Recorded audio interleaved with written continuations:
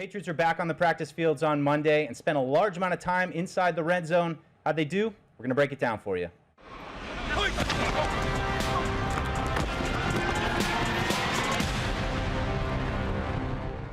Welcome, everybody, to the Patriots Training Campcast. And after 2 days off, the Patriots are back on the practice fields today, back in pads, long session, spent most of their time in the red zone, Paul. And just to set it up, I would say, felt like Drake Maye, the offense got off to a good start early in 7-on-7 and some of the early high red zone periods, but later in the day, felt like the defense won things. I would largely agree with your assessment. A lot of reps, they got a lot of plays in today, a lot of situational plays starting from around the 25 at one point late in the game, late game situations they closed practice with, and then they went all the way down to the low red zone with various situations down in distance. So I think they got a lot of work done, but I would agree with you.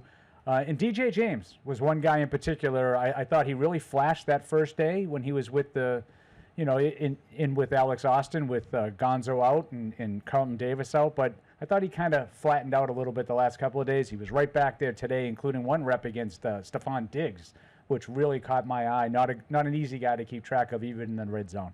Yeah, I'd agree with that. I thought when the offense was in the high red zone or right outside the red zone, they were able to make some bigger plays down the field, with TreVeyon Henderson highlighting practice with 2 big plays on linebackers in coverage. So when they were outside it and they could throw it in from like the 20 or 25, I thought the offense found some success early on in the practice. But then when they moved into the low red zone portion inside the 10-yard line, the coverage, like Paul said, really tightened up, and DJ James had multiple good reps against frontline players, Diggs, Kyle Williams, Kayshon Boutte.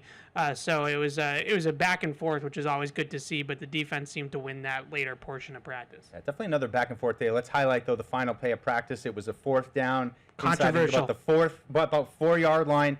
Drake put it up, targeting Kayshon Boutte, DJ James tight in coverage. Nobody knows for sure if he got both feet down. I think everybody said he caught the ball. We still don't know. It was one of those bang, gotta have it plays, but overall, I think it highlighted just the level of competitiveness that continues to permeate through this camp. One more player, Paul, I have to highlight is Jayvon Baker. We've talked a little bit about him playing mostly with the second team, but had one period in 7-on-7 where he had, I think, 3 straight touchdown catches from Josh Dobbs. Yep. Also had a nice catch in 11-on-11s. Had a drop, though. I guess got punched out of him later on another drive. So Jayvon Baker, maybe a little bit behind the frontline guys, but he seems like he's putting together a little bit of a run Making a little here. bit of a push. Yeah. I would say he's been more active the last 2 or 3 times we've seen practice than he had been previously. But the one that I kind of take away is allowing that one on the back line of the end zone under the goalpost allows it to get knocked out. I think the play probably would have been a sack anyway, but that's of no consequence to the receiver. Catch the ball if the ball is thrown to you. But I do think he made some plays today. He looked like he had a little swagger to it as well during that hat trick that you talked about in the 7-on-7. So we'll see. I don't think that anyone has really emerged beyond the guys that we've been talking a lot about. Diggs is clearly in a different class, and I think Demario Douglas has separated himself. Kayshon Boutte continues to, I think, impress. In that play that you were talking about, it was, I think, a 4th and 3 with about 17 seconds to go. Matt Groh was on the sideline standing right there. He called it a touchdown. Pretty much everybody else was saying no good. I never really caught Vrabel, because Vrabel was making a lot of the calls. I don't know if you guys could tell. Stretch probably has the call. Vrabel was making a lot of calls on some of the disputed plays along the sideline. He definitely caught the ball. We had a really good look at it, but it was tough to tell if he got the 2 feet in. Matt Groh says he did. Great catch by Boutte either way. I mean, it was an unbelievable catch. Yeah, it was a gotta have it. It was kind of a heave by Drake Maye into a contested window, but Kayshon Boutte, I thought we both kind of felt like Deuce, we were watching practice together, that he got both feet in bounds and probably caught the ball, but he would have needed the replay and the refs on hand to the command center back in New York to go ahead and look at that. But I'm glad you mentioned Jayvon Baker, because I just continue to feel like his skill set is different than the other guys that have been repping out on the field so far. Kyle Williams, a little smaller speed receiver, plays on the outside. Boutte, not quite the athletic specimen that Baker is. So I look at Jayvon Baker and I see that back shoulder fade that he caught from Josh Dobbs early on in practice, and his ability to go up and get the ball outside his frame and adjust to it and box another defender out. And those types of things are maybe just a little bit different than some of the other ex-receiver options that they have. So I would agree. I think he's making a little bit of a push here, and I'm curious to see if he starts to get some reps with Drake Maye and the ones. Yeah, let's do a kicker update, Paul. It was 8 kicks today, and I think all 8 of them went through.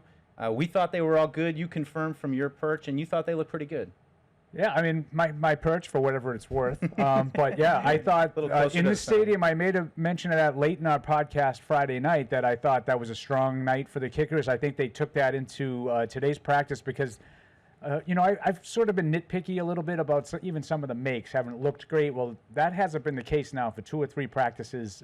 Today, I thought they went, both of them, a perfect 4 for 4, and they all look to be right down the middle. I mean, there was no doubt, in my view, about any of them, and they're continuing to stretch out the distance too. It's usually ends in around 50, 52 yards. So not like they're all just making chip shots. Yeah, for sure. Yeah, it was an extremely close competition at this point, and I know some people hear that and say, "Oh, it was a 6th-round pick. Like you would want the 6th-round pick to beat out Parker Romo," but this isn't like they're both like been men. Like one guy is just both guys have just been nails like for like multiple practices at this point. I think Mike said at the beginning of practice something like they're both 19 for 21 going in. So do the math. That's what 23 for 25 at this point. I think it's a good problem to have. You have 2 options, and both guys seem to be kicking well. I do wonder if it comes down to little things like kickoffs and some of the other minutia that goes into kicking that maybe it comes down to in the end, because both guys have been accurate. So it's not an accuracy thing, but maybe one has a little bit more leg or one's a little bit better on the kickoffs or whatever the case may be. Let's get through some housekeeping stuff. 2 days off. Yeah. Had a couple guys return. Garrett Bradbury was back there at center, right back into that top center spot. Antonio Gibson, who had missed a practice or 2, he was out, back out there. Mike Vrabel saying before practice that Kendrick Bourne got rolled up on in the scrimmage. We saw him leave Friday night. He was not out there.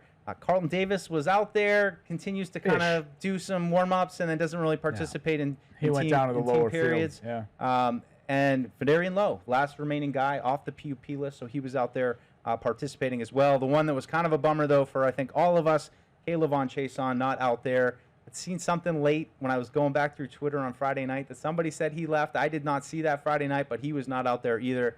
He's had a great camp. That's one of those disappointing ones where a guy seems like he's putting good days together and then he seems to get injured. Yeah, I mean, I caution to read too much into these. I know my colleagues like to do this, but I did see him out there, and to me that's sometimes and sort of an indication that it's not overly serious. He's out there. He's not necessarily rehabbing the whole time. He was out on the practice fields, at least late in the practice I saw him. So, yeah, hopefully it's not something that'll keep him out too long. I agree with you. I think he's had a great camp. 2 more things to touch on, Ev, here. A couple guys were carted off today, Jaquelin Roy, as well as Marcellus Dial, who was down for a little while. Unfortunate for him, he's had a pretty good camp.